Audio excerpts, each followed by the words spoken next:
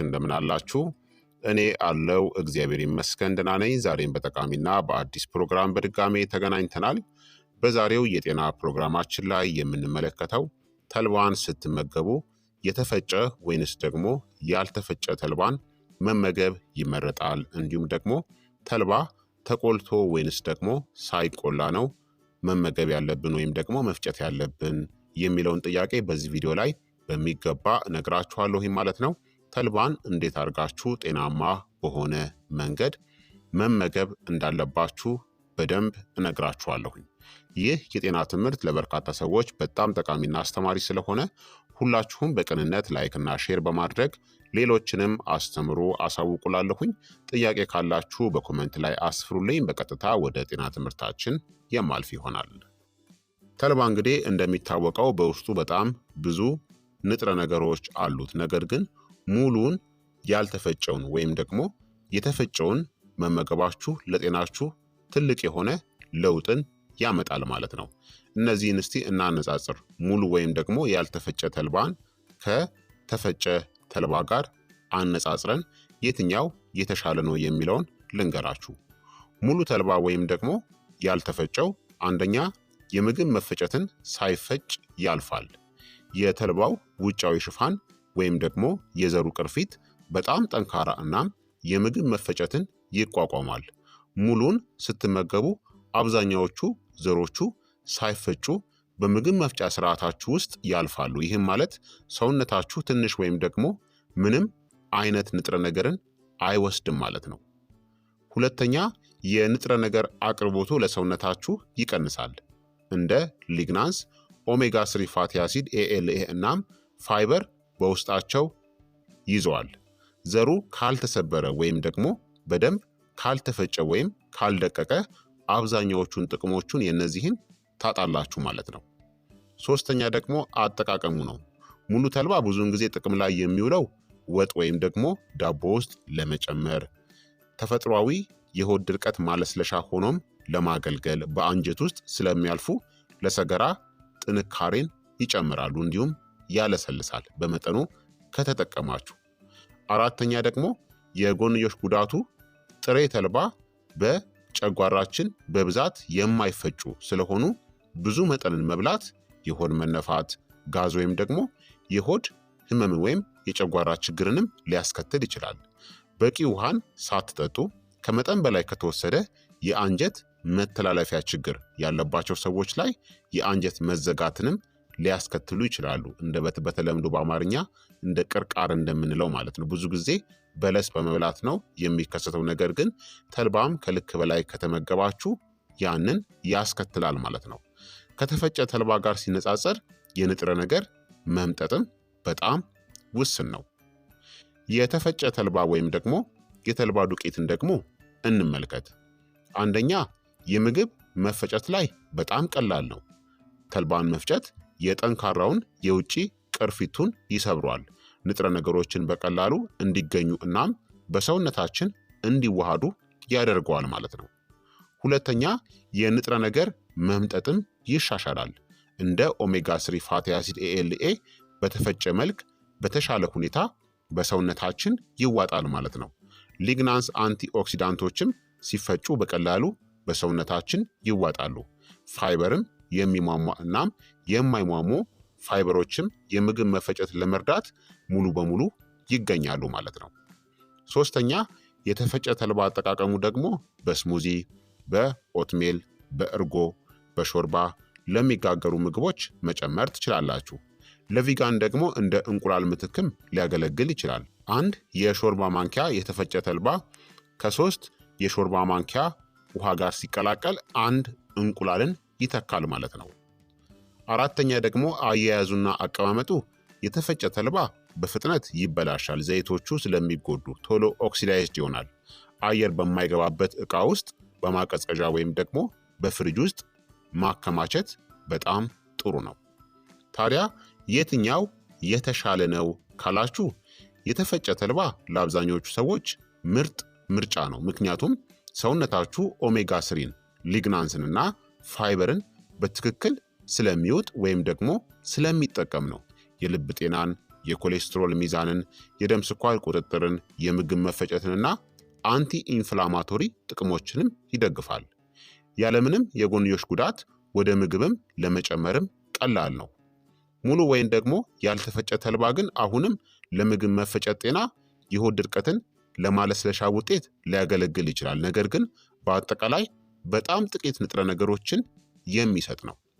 ታዲያ ሙሉ ያልተፈጨው ተልባ የጎንዮሽ ጉዳት አለው ወይ ብንመገበው ካላችሁ፣ አንደኛ የንጥረ ነገር ብክነት አንዱ ጉዳቱ ነው። አብዛኛዎቹ ጥቅሞቹ የሚጠፉት ዘሮቹ ሳይፈጩ ስለሚያልፉ ነው። በአንጀታችን ልክ እንደዛው በሰገራ መልክ ይወገዳሉ።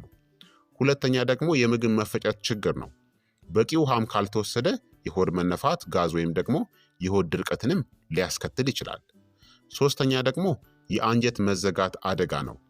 ብዙ መጠን ወይም ደግሞ በተለይ በደረቅና ያለ ፈሳሽ ከተወሰደ የአንጀት ችግር ባለባቸው ሰዎች ላይ የአንጀት መዘጋት አደጋንም ሊጨምር ይችላል።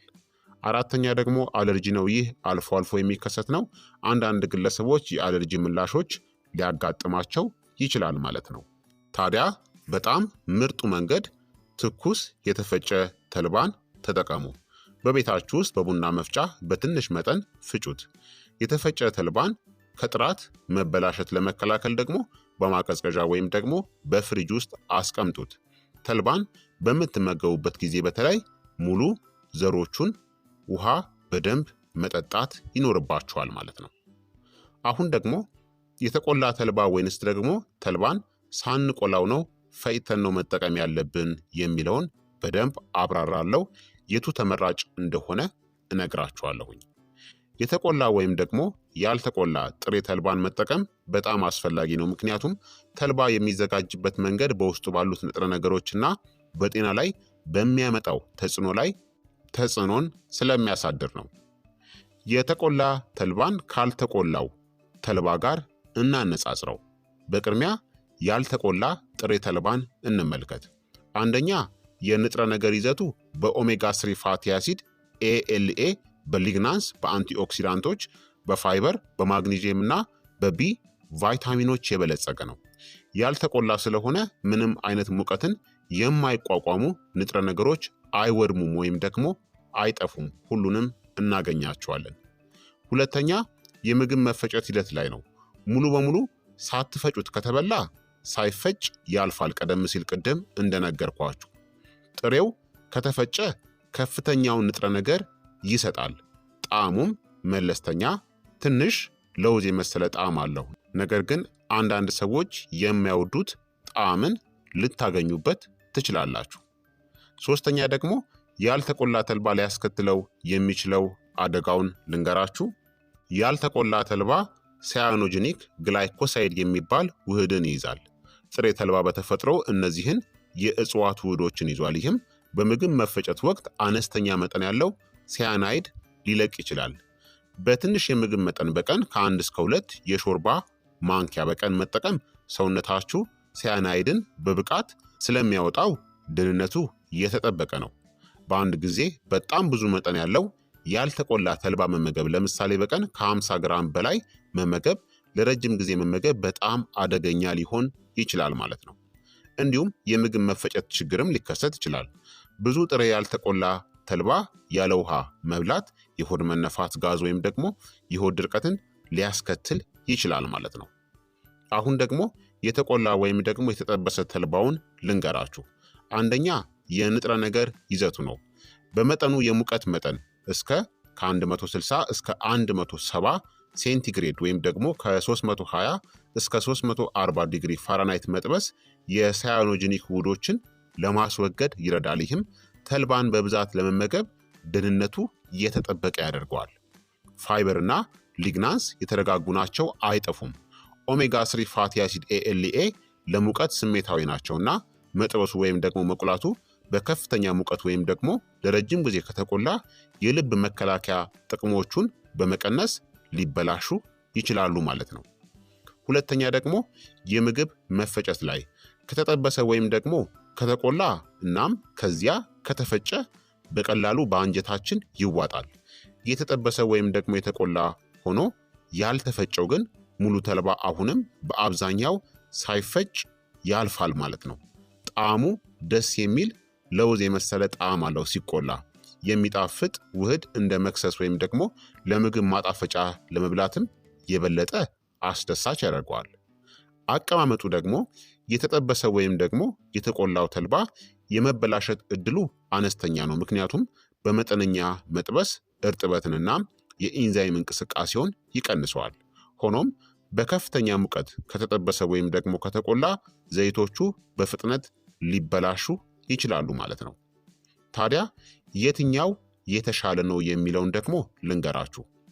ምርጥ የሆነው ምርጫ የተፈጨ በትንሹ የተቆላ ተልባ ወይም ደግሞ በመጠኑ ከሆነ የምትበሉት በጥሬው የተፈጨ ተልባን ተጠቀሙ። ነገር ግን ትንሽ ከፍ አድርጋችሁ የምትመገቡ ከሆነ በመጠኑ ተቆልቶ የተፈጨ ተልባ የተሻለ አማራጭ ነው። ግባችሁ ከፍተኛውን የኦሜጋ 3 መጠን ማግኘት ከሆነ በጥሬው የተፈጨ ተልባን ትንሽ የተሻለ ነው። ምክንያቱም ኦሜጋ 3 ይዘቶቹ ስለሚጠበቁ አይጠፉም።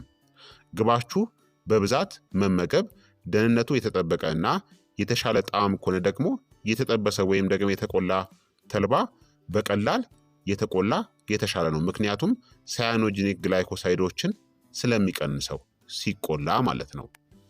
ታዲያ ያልተቆላ ጥሬ ተልባ የጤና አደጋ አለው ወይ የሚለውን ልንገራችሁ። በመደበኛ መጠን በቀን ከ1 እስከ 2 የሾርባ ማንኪያ በቀን መጠቀም ደህንነቱ የተጠበቀ ነው። ሰውነታችሁ ሳያናይድን በተፈጥሮው ያስወግደዋል። ከመጠን በላይ መውሰድ በየቀኑ ብዙ መጠን በተለይም ጥሬ ያልተቆላና ያልተፈጨን መውሰድ በተለይ ያለ ማብሰል ወይም ደግሞ መጥበስ ከተበላ በሳያኖጂኒክ ግላይኮሳይዶች ምክንያት አደገኛ ሊሆን ይችላል። ነፍሰ ጡርናም የሚያጠቡ ሴቶች ደግሞ መገደብ አለባቸው። በሊግናንስና በሳያኖጂኒክ ውህዶች እርግጠኛ ባልሆኑ ውጤቶች ምክንያት ከመጠን በላይ ጥሬ ተልባን እንድትገድቡ ብዙውን ጊዜ ይመከራል። የምግብ መፈጨት ችግር ያለባቸው ሰዎችም መገደብ ይኖርባቸዋል። ጥሬ ወይም ደግሞ ሙሉ ያልተፈጨው ተልባ የሆድ መነፋት፣ የሆድ ድርቀትን ትንሽ ሊያባብሰው ይችላል። ታዲያ ምርጡ መንገድ የተፈጨ ተልባን ተጠቀሙ። የተቆላም ቢሆን ሳይቆላ ማለት ነው። ሳይቆላ የምትበሉ ከሆነ በመጠኑ መመገብ፣ በቀን ከ1 እስከ 2 የሾርባ ማንኪያ ብቻ መመገብ። ከዚህ በፍጹም መብለጥ የለበትም፣ ምክንያቱም ሳያኖጂኒክ ውህዶች ስለሚኖሩ። የተጠበሰውን ወይም ደግሞ የተቆላውን ጣዕሙን የምትወዱ ከሆነ ደግሞ ጣዕምና ደህንነትን ሚዛን ለመጠበቅ በቀላሉ የተጠበሰ ተቆልቶ የተፈጨ ተልባን ተጠቀሙ። ብዙም እሳት እንዳታስነኩ። ታዲያ ከተልባ ጋር ሁልጊዜ ደግሞ ብዙ ውሃን መጠጣት ይኖርባቸዋል። ኦሜጋ 3 ይዘቶቹን ለመጠበቅ ደግሞ ተልባን በማቀዝቀዣ ወይም ደግሞ በፍሪጅ ውስጥ ብታስቀምጡት ተመራጭ ነው፣ እንዳይበላሽም ማለት ነው። አለበለዛ ኦክሲዳይዝድ ይሆንና ከፍተኛ የጤና ችግርን ያስከትላል። ተልባን አንዴ ከፈጫችሁ በኋላ ቶሎ ብላችሁ አየር በማይገባበት ጠርሙስ ውስጥ አድግታችሁ ቶሎ ወደ ፍሪጅ ውስጥ ማስቀመጥ ይኖርባችኋል ማለት ነው። ተልባ ተቆልቶ ተፈጭቶ ዝም ብሎ ያለ ፍሪጅ አይቀመጥም፣ ምክንያቱም ኦክሲዳይዝድ ይሆናል። ስለዚህ ክቡራትና ክቡራን ተመልካቾቼ የብዙዎቻችሁን ጥያቄ በዚህ ቪዲዮ እንደመለስኩኝ ተስፋ አደርጋለሁኝ። ብዙዎቻችሁ ተልባ በጥሬው ነው የሚፈጨው ወይንስ ደግሞ ያለ ጥሬው ተቆልቶ ነው ሳይቆላ የሚል በርካታ ጥያቄ ትጠይቁኛላችሁ። ከተልባ ጋር በተያያዘ በዚህ ቪዲዮ ላይ መልሱን እንዳገኛችሁ ተስፋ አደርጋለሁኝ። ይህ የጤና ትምህርት ለበርካታ ሰዎች እንዲደርስ ሁላችሁም በቅንነት ላይክና ሼር በማድረግ ሌሎችንም አስተምሩ አሳውቁላለሁኝ። ጥያቄ ካላችሁ ደግሞ በኮመንት ላይ አስፍሩልኝ። በቀጣይ የጤና ትምህርት እስከምንገናኝ እኔንም እናንተንም ቸር ያቆየን። መልካም ጊዜ፣ መልካም ቆይታ። ቻው ቻው።